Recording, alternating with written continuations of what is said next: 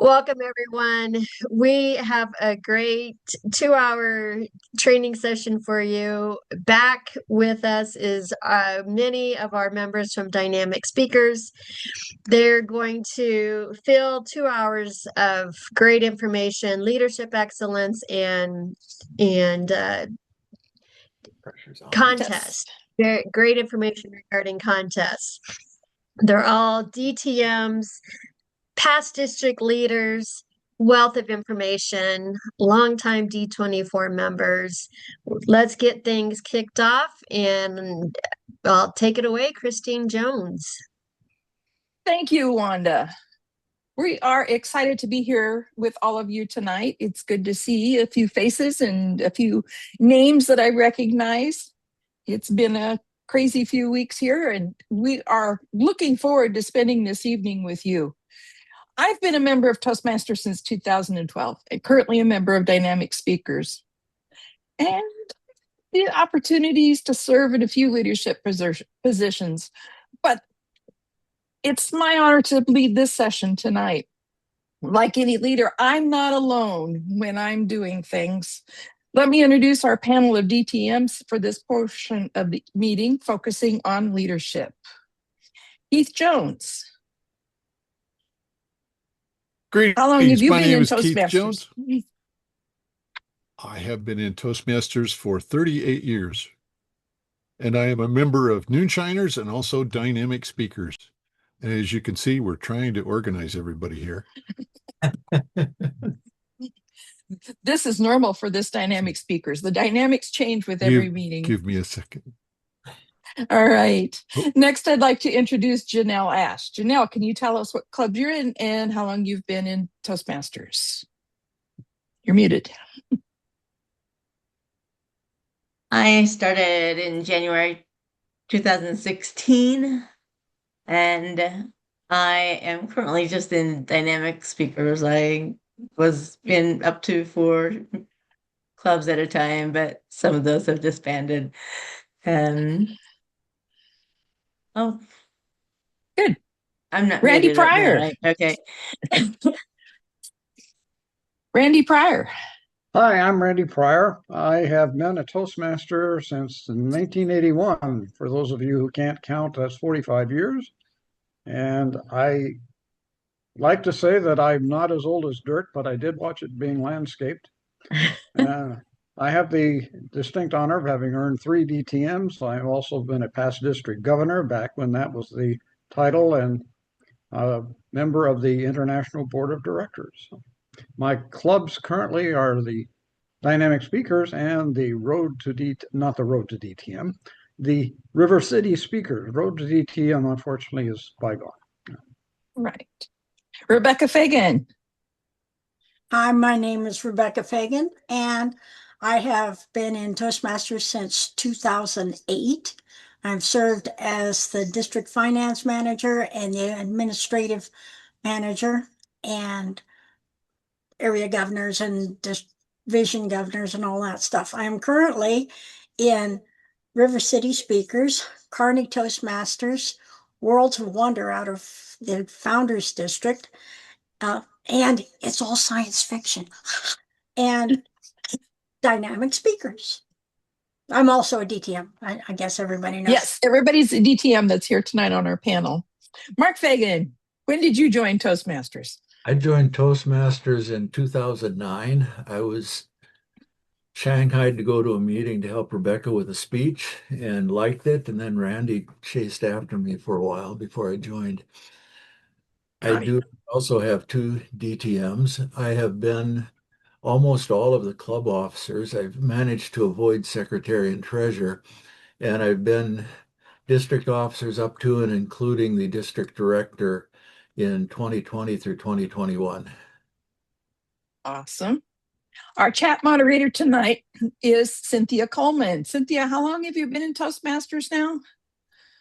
June of this year, I will be a total of 13 years. My home club is Why Not Speak. I'm a part of Advanced Toastmasters of Omaha and Dynamic Speakers. Woo-hoo! And I have technical difficulties, but I'm real. So we won't see her lovely face tonight, but she's going to help with that. Also joining us tonight is Shoshana Bookstall, a UNO graduate who will have busy hands as she is interpreting our words to the American Sign Language. We are thankful that she has joined us this evening.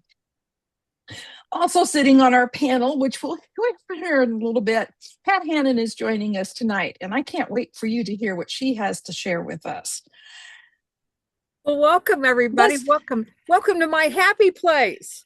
And before Christine asked, I've been a member of Toastmasters since 2000, and it was Keith Jones who strong-armed me into becoming a member because we were on a project and sat close to each other at the Omaha Public Power District.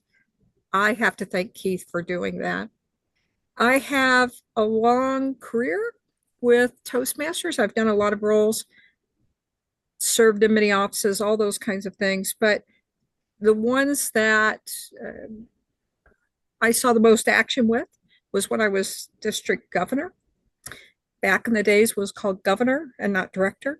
I was on the board, the International Board of Directors from 2012 to 2014. I spent a year as a region advisor, and currently I am the 2009 district leadership chair, recruiting qualified candidates to apply.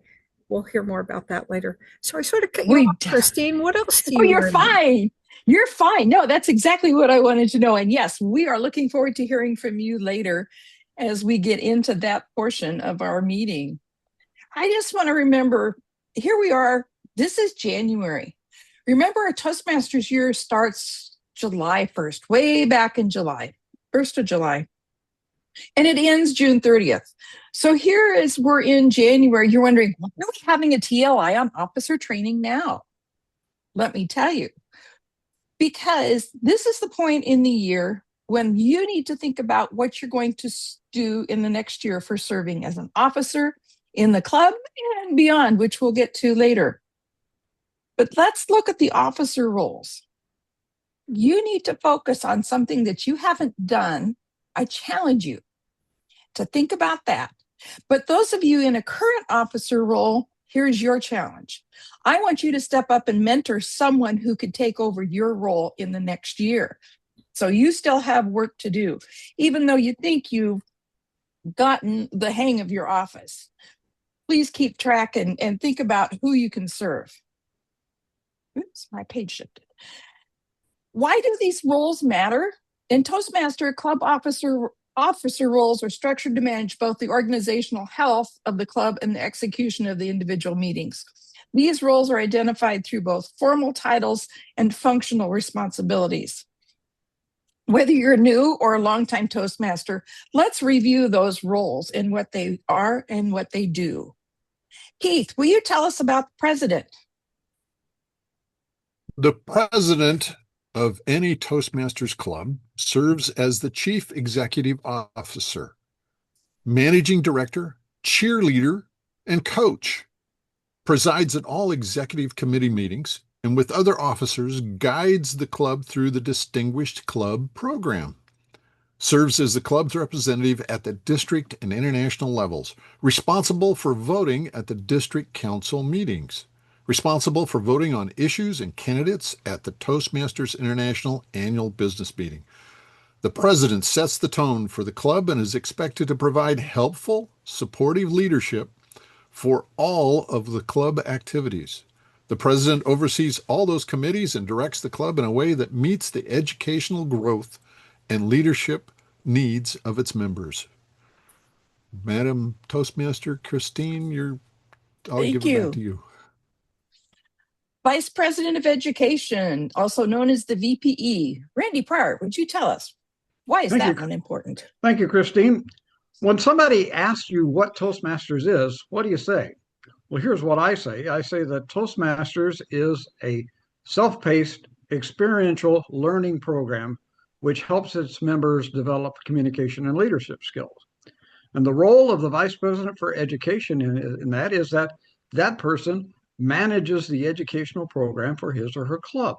And this includes setting up the club meeting agendas and assigning meeting roles, managing the club schedule and planning the meetings, and You encourage member engagement in the Pathways learning experience. You actually brief them on that experience and encourage them to work within it. You manage the members' progress in Pathways and act as the primary base camp manager. You plan speech contests and you manage the mentor program. So a vice president for education is a busy person. Christine. Definitely is. But it's also rewarding to see how everybody can grow through their program. Vice President of Membership, Janelle Ash, would you tell us the role of the Vice President of Membership? Janelle. Yeah, sure. Vice President of Membership is, of course, in charge of gaining and maintaining, retaining members. We do the processing for getting the members signed up.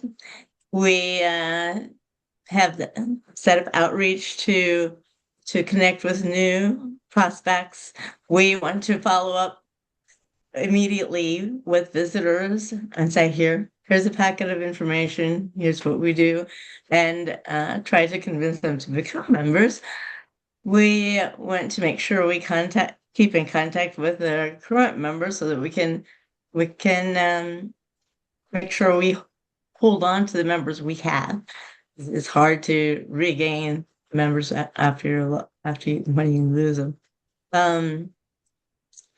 Those are the kind of things we do as Vice President of Membership. Very well said. Keith, would you tell us a little bit about the Vice President of Public Relations, also known as VPPR?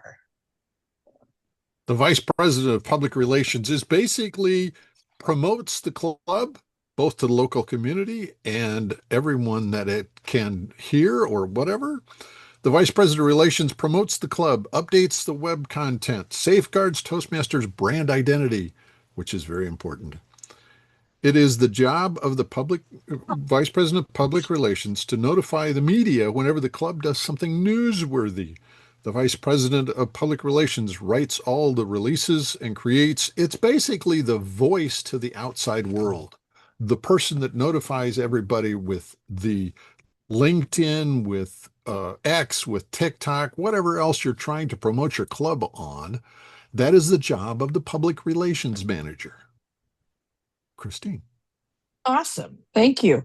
Now, to explain two important roles, the secretary and the treasurer, Rebecca, would you fill us in on the roles? First, I'll discuss the secretary. Now, the secretary is not one of those write-off type offices, because when it comes to the meetings, the business meetings that we're required to go to, it's the president and the secretary that have the votes.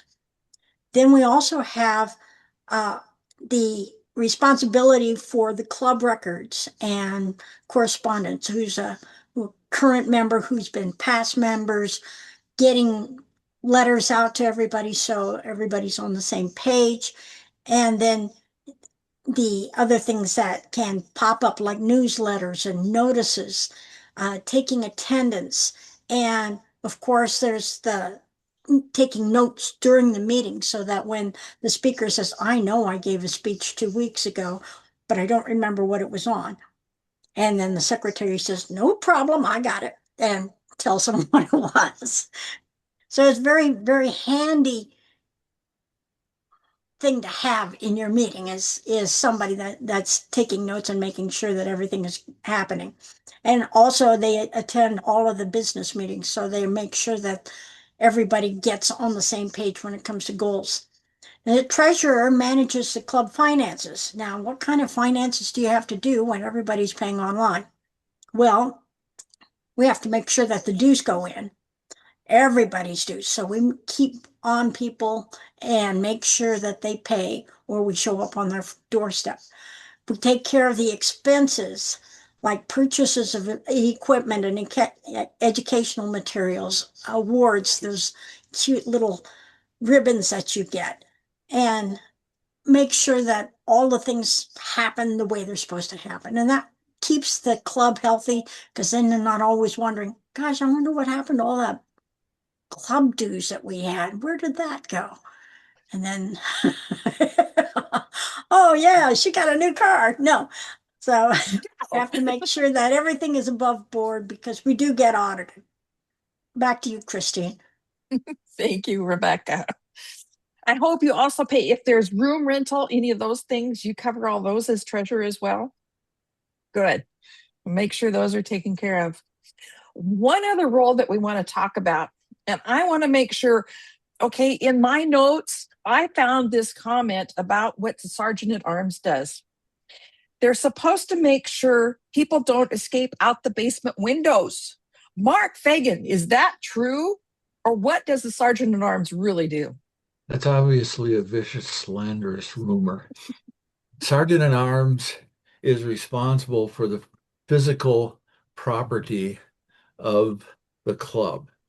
Now, that can include the gavel, if you have a mini lectern, but actually, it includes things like the Sergeant at Arms is really responsible for your club website. The Sergeant at Arms is responsible for making sure you have a meeting place. If you are meeting like River City at a church, the Sergeant of Arms should get there early and make sure the meeting room is available. And make sure after the meeting, not that that group is particularly messy, that it gets cleaned up. Like most offices, the Sergeant of Arms does not have to do all of this by his or herself. If you're in Noonshiners and you're the Sergeant of Arms, you probably delegate the website and the Zoom meeting control to Keith Jones because that's stuff he is very good at. You don't have to do it, and that's true for any of these offices. You don't have to do it all yourself. If you're working with Sergeant at Arms, you're working with somebody that's managing the website. That's usually the Vice President of Education. You don't have to do the work. It's just your responsibility if something goes bad, if the website doesn't get paid for, if your Zoom account doesn't get paid for, you need to get the word to the people who are responsible for paying the bills. Christine. Thank you, Mark. Hey, I'm just taking a second to catch up on the chat. I want to personally welcome the members from D16 that have joined us this evening and any other outside of D24 that has chosen to join us. We're glad you're here. We hope you learn from us and we hope you have some fun with this crazy dynamic group. Yes, this is our normal behavior pattern. And you know what? It makes our meetings a lot of fun. And part of the things that officers do is they do kind of start the meeting off, and there's important roles within the meeting that I think we should touch on tonight. The presiding officer, Mr. Keith Jones, why is the presiding officer an important role at the regular club meeting? The presiding officer basically starts the meeting. They basically open the meeting and get everything assigned and everything else. They also close the meeting. They normally are the president of the club that normally starts as the presiding officer. In the absence of the president, the vice president of education takes over that role as presiding officer for the meetings. Christine? Awesome. The next role usually found at a meeting is the Toastmaster. Mark Fagan, would you tell us a little bit why that's important as a leadership role? The Toastmaster leads the meeting, calls on speakers, introduces speakers. In some clubs, introduces the general evaluator who introduces the functionaries. When it comes time to close the meeting, he's the one that closes the meeting. He's in charge. Hey, what more can you say? he's the boss. Okay. But you know what? There's also another key role that we have in our meetings. And I don't know about you, but it's the reason I come to the meetings. I want to hear the speakers. Randy Pryor, what role does the speaker have in a meeting that makes an important role? Well, Christine, the speakers are really the stars of the show. We said that Toastmasters is about education, and they're the ones that are actually working in the area of education and demonstrating the development of skills because they take on a project in pathways They learn about what the project objectives are, and then they develop a presentation. And in the meeting, they give this presentation to practice the skills that they have learned through the Pathways project. They're the meat of the program, Christine. They sure are. Janelle, I know a favorite role. I love when Janelle does this role in a meeting and she makes them challenging. The table topics master extraordinaire we have. Janelle, tell us why the table topics is important in the meeting. Table topics is a great part of the meeting that's important for helping you develop your ability to speak spontaneously, extemporaneously. You're given a question and you have to answer it on the spot. Most of your life goes that way. It helps you prepare for those impromptu conversations with friends and strangers alike, bosses. It helps you for when you're going into an interview or in for your evaluation, things like that at work. There's just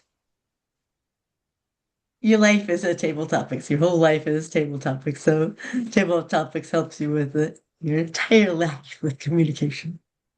It sure does. And you like to challenge us with good, thought-provoking questions, and that's a good part of table topics. Yeah. That's the fun of it. Another role that's important to the meeting, and Mark alluded to this earlier. Mark, the general evaluator, would you tell us a little bit more about what the general evaluator does? One of the key elements of Toastmasters, and you're all aware of it, is the feedback that you provide. You don't get graded, you get feedback to help you improve as a speaker. The general evaluator is in charge of the meeting and in charge of the evaluation team. People will be talking about these, I think, coming up, but the general evaluator provides the structure and the leadership during the evaluations. Christine.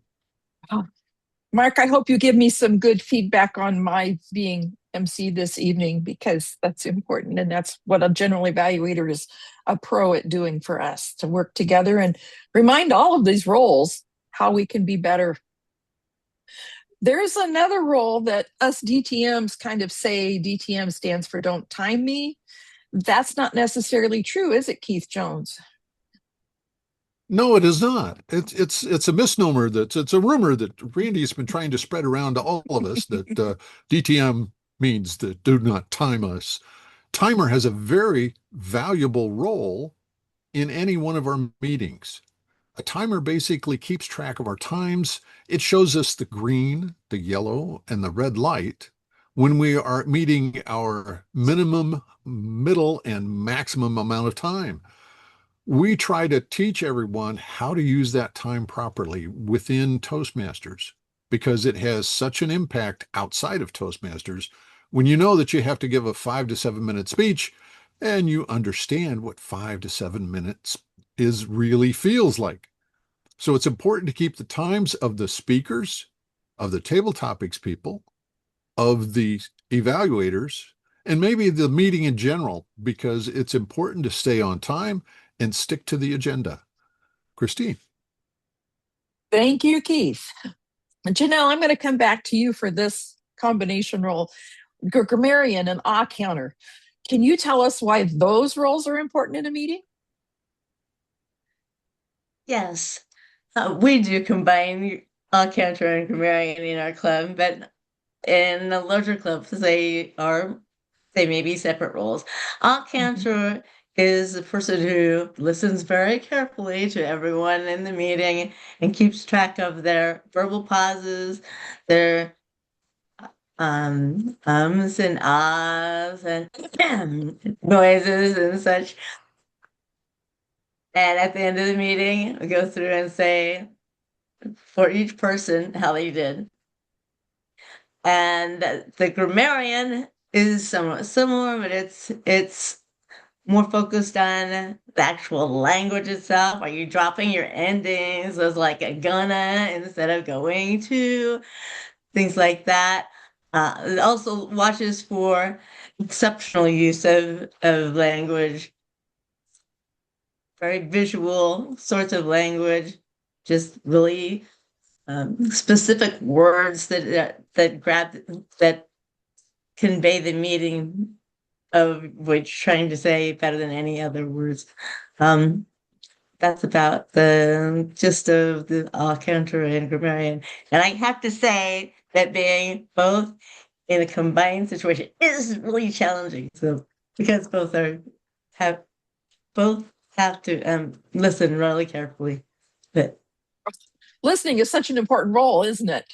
That's something we do need to make sure we do, as well as speak. Listening matters. And Rebecca, as an evaluator, I believe that you would have been very intent on listening to the presentations. What else does the evaluator do besides listen? Mute. You're muted, Rebecca. He learns how to read lips. No? Okay. An evaluator goes more further than just listening to the speech, because they're not listening to just the words. They're listening to the structure. They're listening for the buildup. They're listening for the plot development. They're listening for the logic. They're listening for the point, but they're also watching. They're looking at the gestures. They're looking at the use of their speaking area. They're looking for pauses. That's the spaces that allow people to catch up and to get the joke, breaking the fourth wall.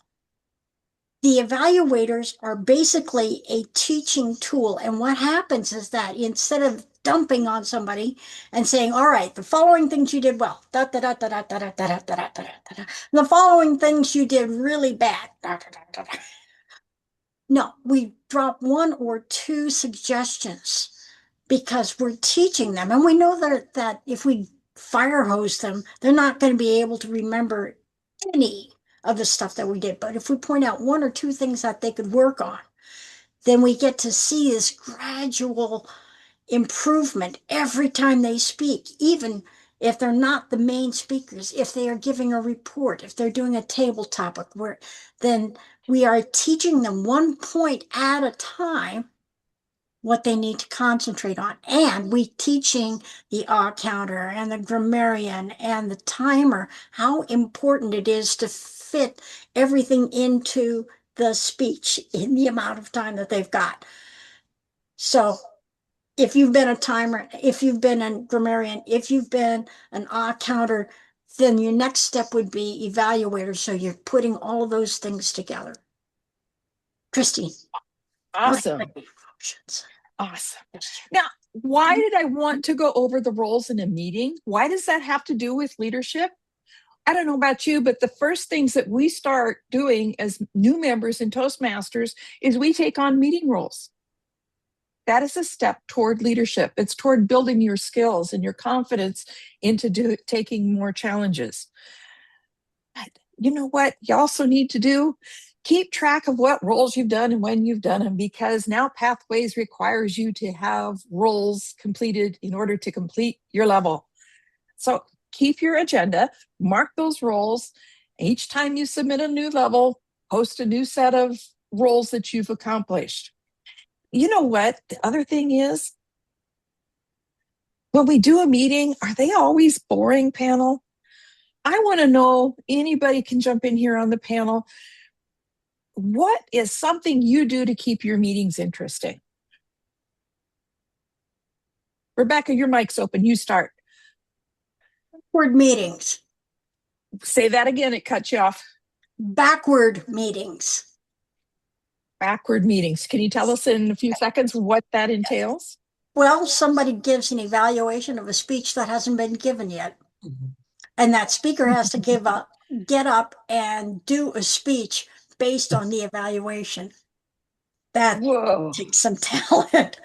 And table topics, that one's always interesting because you get to answer and then the table topics person has to come up with a question. It's sort of like Jeopardy. So it gets to really, really exciting. And at Oh, the those end, could because be we fun. like to do the Pledge of Allegiance, and then we think, okay, this has got to be the end then. Randy Pryor, can you tell us another fun meeting version that you enjoyed? Yeah, one that's not used very often, I don't think, but which is very interesting and helpful in developing your thinking processes is to hold debate meetings. That is, take a topic of current concern out there or something that you just make up, divide up your members into a couple of teams, and then you have people debate the subject, give pros and cons for your particular point of view on that question. And then you may have some other people who are set aside as evaluators who decide who won the contest. Although, who wins is not that important. What's important is developing the ideas and the arguments that go into the debate because it expands your thinking. Many times, and I was a debater in high school and college, and we had tournaments and it was serious business, but it was also a lot of fun to go through and see if you could really outthink and out speak those guys on the other side that were debating against your point of view. Wow. All right, Mark, give us one more.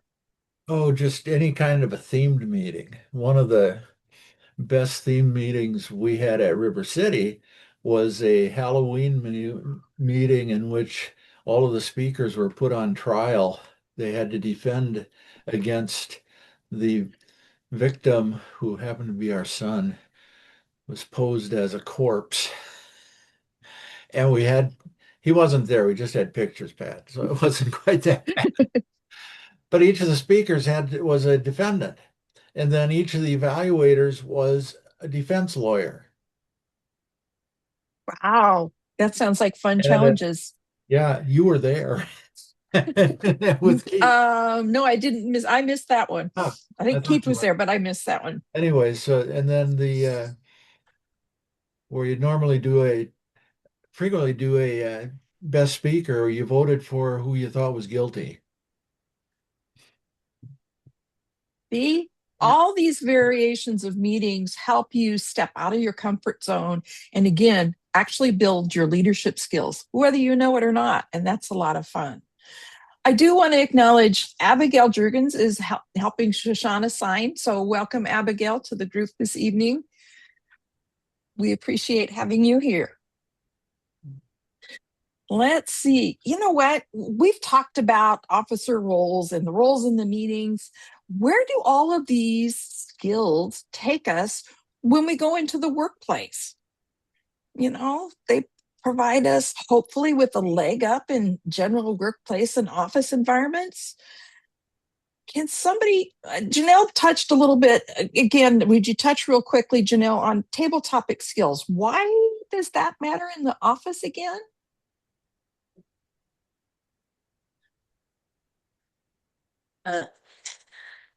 Yeah, table topics are important again for in leadership, but as in any category, because you have to speak spontaneously. I want to say one more great fun kind of meeting though. That is, yeah, pick a role meeting. You have to be prepared for every role, and you choose the role when you get there. That is a blast and really pushes your limits to make sure you're all ready for all the roles. Anyway, it's Well, that's a clue that everybody should have a speech in their back pocket. As we've always said, a back pocket speech. You never know when you can get a turn to speak. Oh yeah, that's kind of like being on table topics. But effective communication also relies on structural integrity, which Toastmaster teaches us through the process of ensuring every statement, a statement in answer to a table topics question or a speech has which three components? Mark, can you fill us in on some of those? I will try, but I just want to mention that if you've ever gone to a meeting of any kind where the speaker didn't understand how to do a good job of speaking and you stayed awake, congratulations. The three components of any good speech, whether it's table topics, whether it's an evaluation, whether it's presenting your ideas in a design meeting at work, are the introduction, the body, and the conclusion rather, not inclusion. You can think of it very, very nicely. Introduction, you tell the people what you're going to tell them. The body, using 2, 3, or 1,000,000 points, you tell them what you said you were going to tell them. And the conclusion, you end it with a bang and get it wrapped back around. You tell them and remind them what you told them.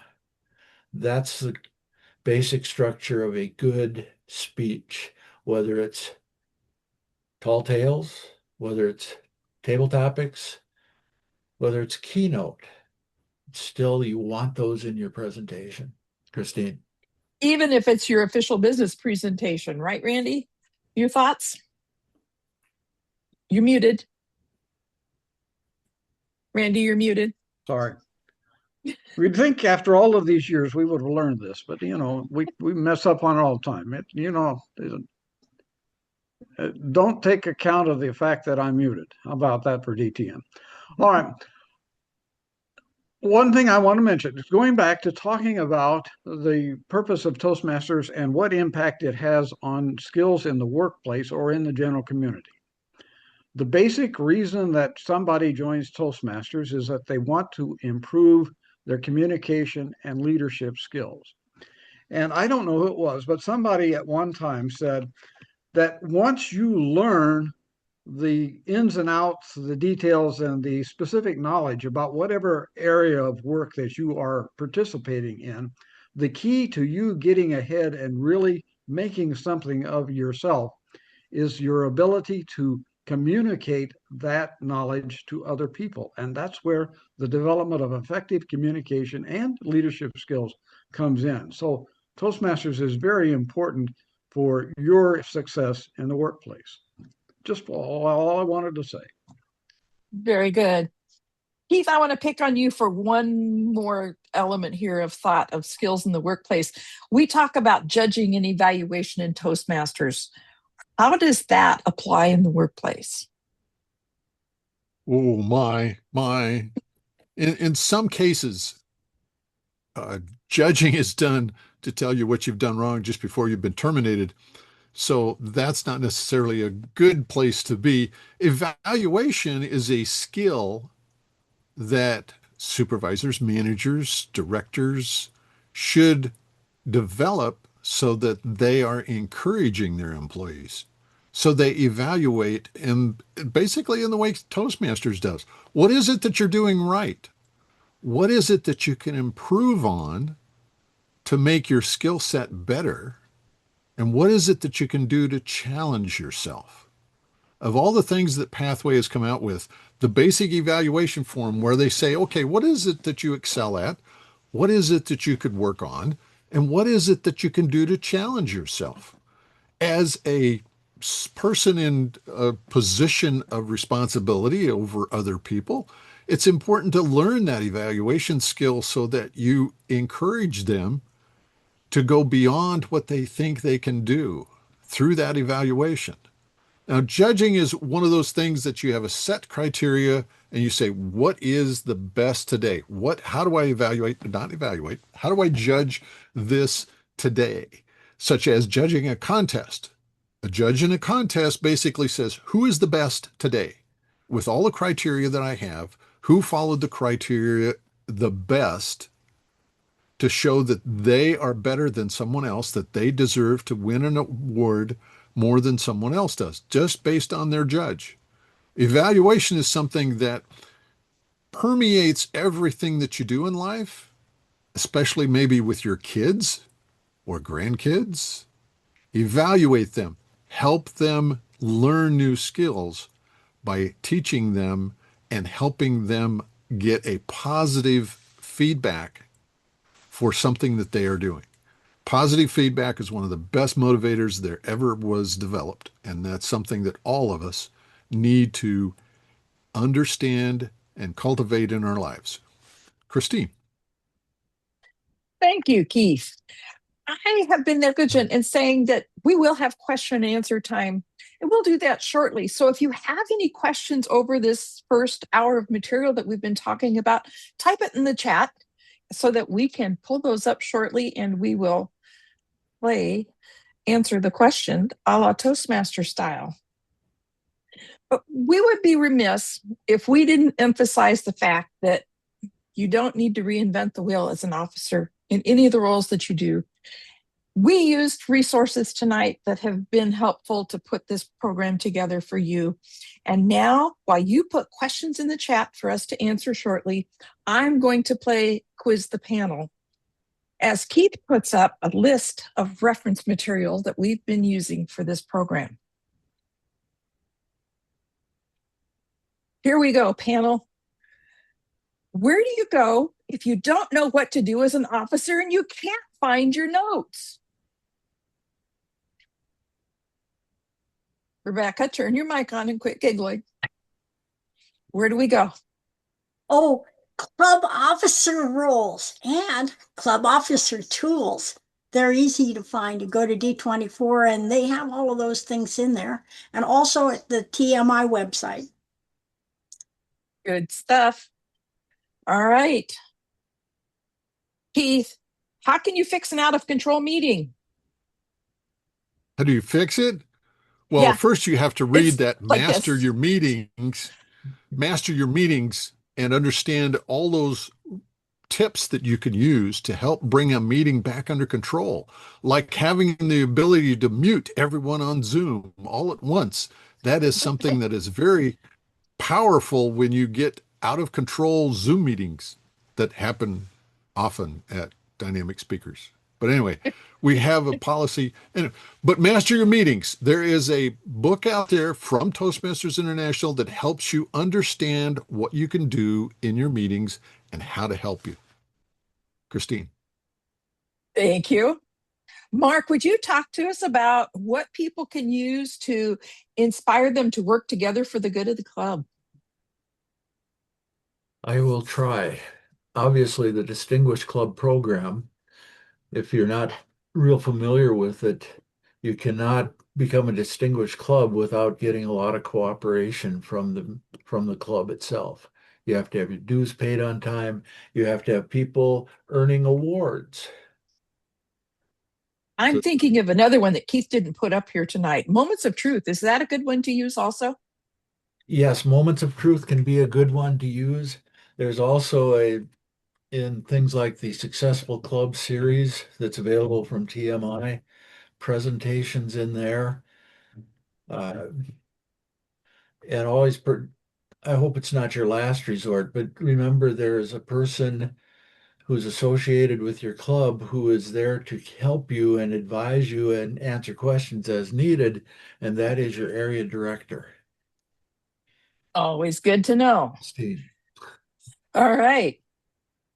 What can we find to help our club if we don't know how to do things? Randy, help. Well, there are parts of this in all of the things that are listed on the board, but a club leadership handbook is one key resource. Mark just mentioned the Distinguished Club program, because what's the Distinguished Club program all about? It's not really about the award, but it's about setting goals to doing things that are the key items in a successful club. A successful club has educational completions. A successful club has trained leaders. A successful club does the administrative work, like turning in their club officer roles report into international and to the district, and paying the dues, that sort of thing, and recruiting members, getting new members, replacing members that leave. All of those things are important, and you can find ways to do this in just about all of the resources that are listed here. When I was giving training back as a district officer in the top three coming up, I would always talk about the Prego books. Now, many of you may not remember it, but way back when, there used to be an advertising program for Prego spaghetti sauce. And the tagline for this program was, "It's in there." And that's what I will say about the training books, the information that is online or that you receive through the Toastmasters program. If there's a question that you need to know how to do things in the Toastmasters program, look in those resources because it's in there. It's just like the Prego spaghetti sauce. And you can find these. You can find these, just you can go looking through the store, or you can ask questions in the search function up at the top of the TI website. There's all kinds of different ways to tap into this. But again, your district leadership, particularly your area governor, or I'm sorry, area director. I'm stuck in the old ways, the old titles. You can ask those people because that's part of their job as well. But remember, if you want to find out the answer to something, go to the Toastmasters website or go to your area director. The information that you want, it's in there. Awesome. All right. So all of these materials, Keith's going to send you a link to all these materials in your emails to respond to follow up for this meeting. So you will get all the information that you will need to personally dig in to make your clubs the best they can be. And I think you'll have a lot of fun doing that. It's time to take some questions. Michael Barnes, is that right? I see your hand is up. Go ahead and speak. It is. Thank you very much, Christine.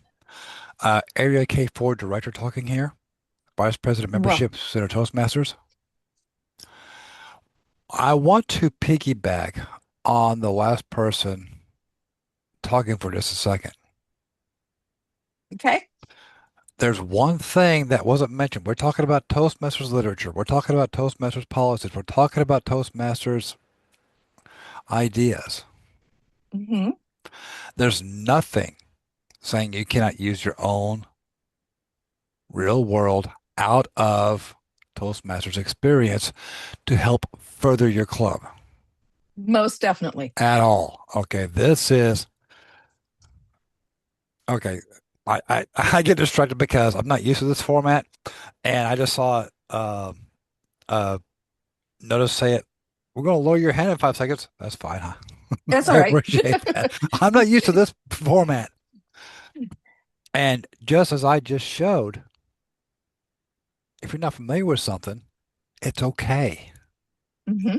You've got a club, you've got an area, you've got a division, you've got a district, you've got a region, and you've got TI to help you with any questions, any concerns, any. I didn't expect that because we get that in everyday life. Right. This is something that you should bring to the table every single time you come to a meeting. The reason is if you do that, yeah, you learned something. Mm-hmm. But you're also going to teach somebody something that you've learned outside of the Toastmaster environment. Granted, we start with this agenda kind of format as a base, but you're right. You need to bring in things from the outside, your experiences, because that's what helps all of us grow. We're not just working in a vacuum. Exactly. And that's what we want to get through tonight. I see Randy holding up his hand. So, Randy, what you got? Thank you, Michael. Yeah. Let me just add another couple of cents to that discussion. I've always said that the Toastmasters learning program consists of three main pillars. The first pillar is that you prepare and do work through the projects. In other words, you learn by doing. That's the first way, because you take the information that's in the Pathways program, you apply it to whatever subject material that you're talking about, and you work through how you can best explain that to your club as you work out presenting the project for that Pathways objective. The second way that we learn is through feedback. That's the evaluation process. We learn by hearing from other people, and they can be experienced or inexperienced. When I was first in a Toastmasters club and I was appointed as an evaluator for a distinguished Toastmaster, and I was what can I possibly say to DTM that would be of value to him? And he gave me a very important lesson, is that your observations are important no matter what your level of experience is. The wise Toastmaster will take examples from what you say and apply it to what they have done. And the last thing is that you learn by observing other people. And that's where what you talked about, you're getting your experience into the program, because other people will learn from your experience as well as you will learn from the experience of others in the club.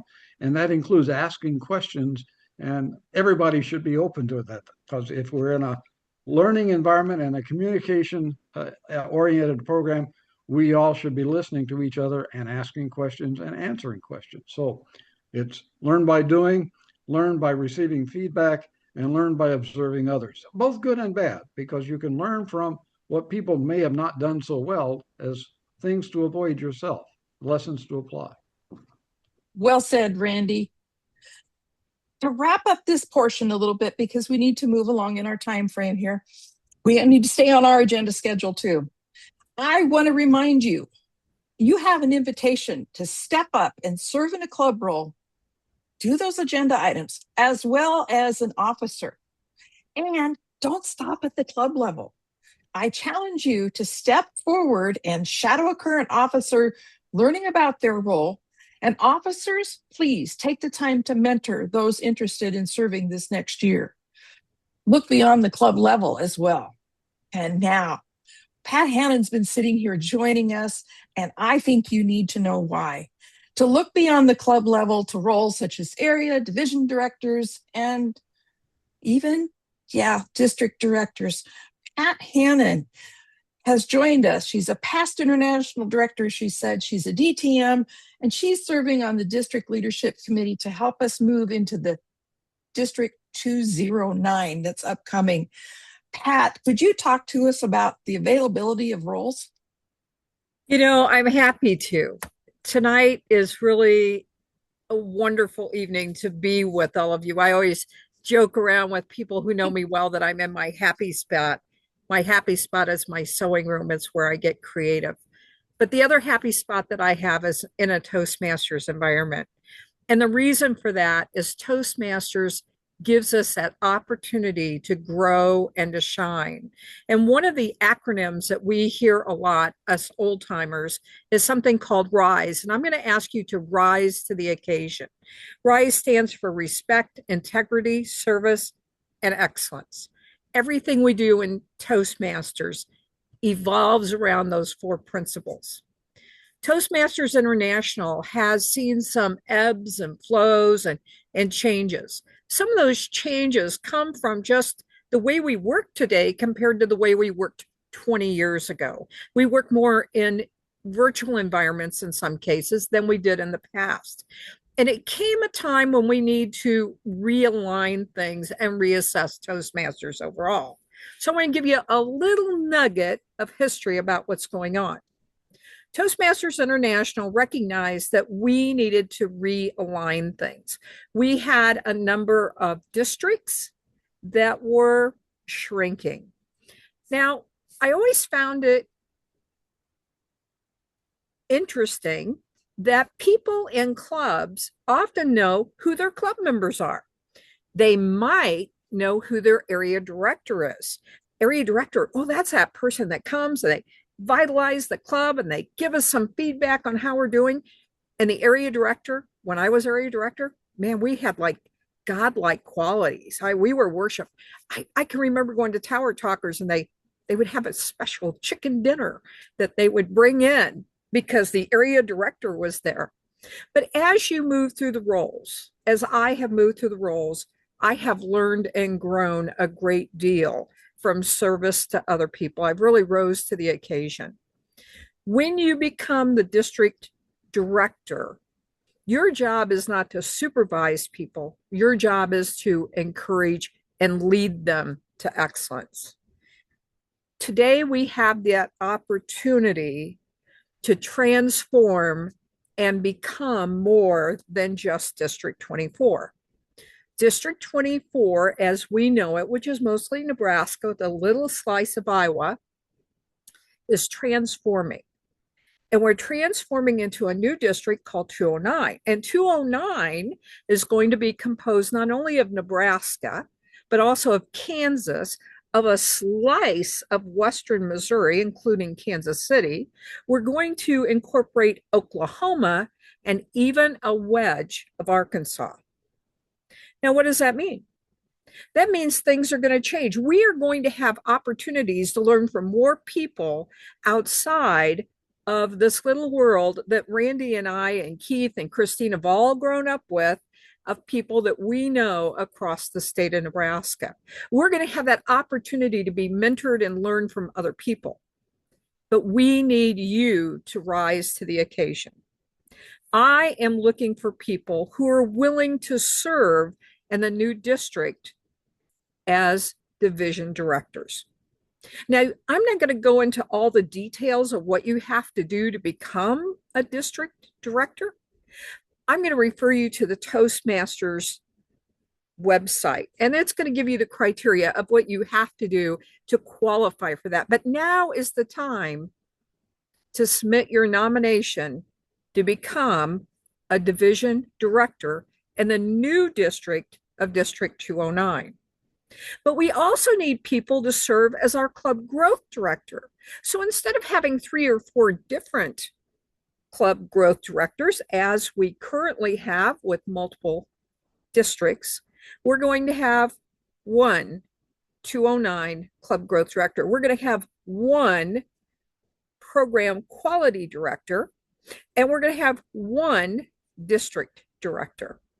Now is the time for nominations. Now, one of the questions I was asked is, well, what happens if I was a district director in 2012?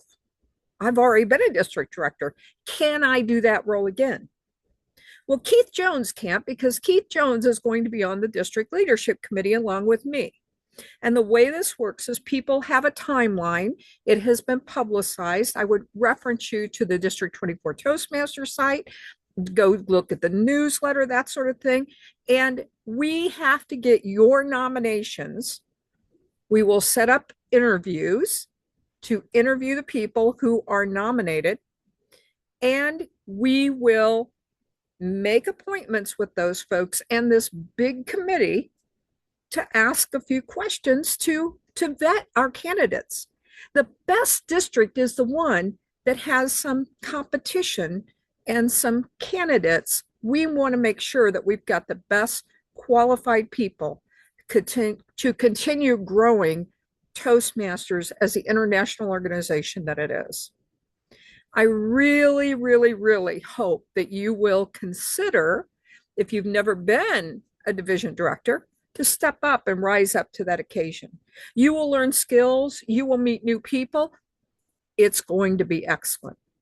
If you have been a division director and you think that perhaps now's the time to step up and serve at the district level,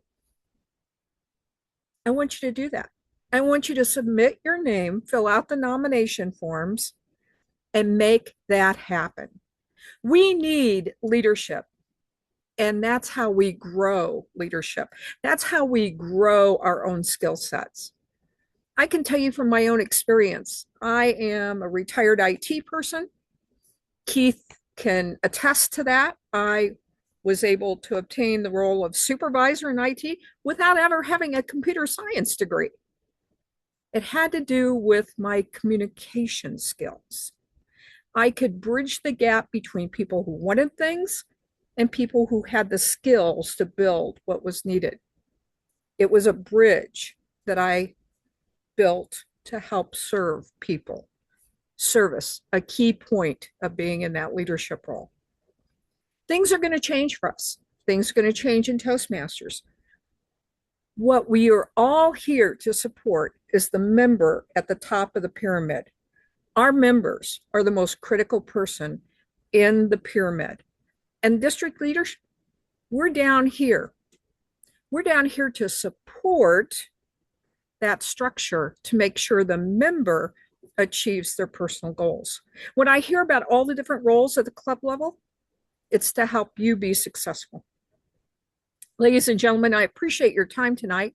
Like I said, I didn't want to go into great detail about the hows and the whys, but I will point out that our District 209 business meeting will be on Saturday, May 2nd from 11 to 1. We will have a candidate showcase April 29th, and our business meeting chair is going to be past international director, past RA, Kim Myers. Excellent resource. Christine, you look like you have a question for me. I do. I have one that's sitting in the chat that I wanted to catch. If Jennifer Marder wants to know, is there a place online where she can see the hierarchy of the clubs, the region, district, division, and areas? Can you point us in that direction? Is that on the international site, or do you know if D24 has? We can look at Toastmasters International to sort of figure out where clubs fit into divisions and areas and that sort of thing now. However, there is a committee separate from my committee. There are actually a number of committees. We are under the umbrella of a transition team.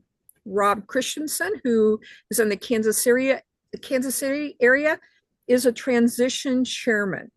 We have Matt, whose last name escapes me. Matt is working with another team to realign the clubs to the correct divisions as we move forward. That's not available yet. It's sort of a moving target. But our structure, let's go back. We start at the club level, and then we move to areas, and then to divisions, and then to districts. I believe that's what Jennifer was looking for, to see. Okay. That's the structure.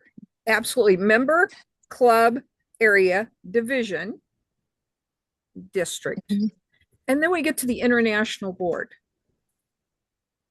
Those are the foundation pieces that support the member, all those different layers and all those different groups.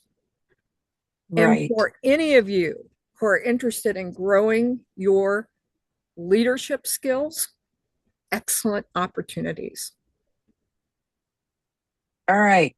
So when Keith sends out the list of reference materials that we used, Pat, can he attach information to connect to you for people that want to submit their nomination or get further information from you? Do we have permission to add that to Keith's list? And I believe, was there mention of that in the latest double dozen? Do we have some links? I don't know if there's links in there. Keith Okay. says there is. But Okay. yeah, so check the double dozen, people. Check the double dozen, because I have actually already gotten one nomination for a role, but we have a lot of roles to fill. And okay, here's your challenge. Here's your challenge, everybody. Some of you in the group today will step up to those roles. You will learn a great deal. How are you going to handle your invitation, everybody? We're going to wrap up this portion of our event this evening and take a little 5-minute break. But think about, how are you going to serve your club and beyond in this next year? Wanda, I turn the evening back to you for the moment.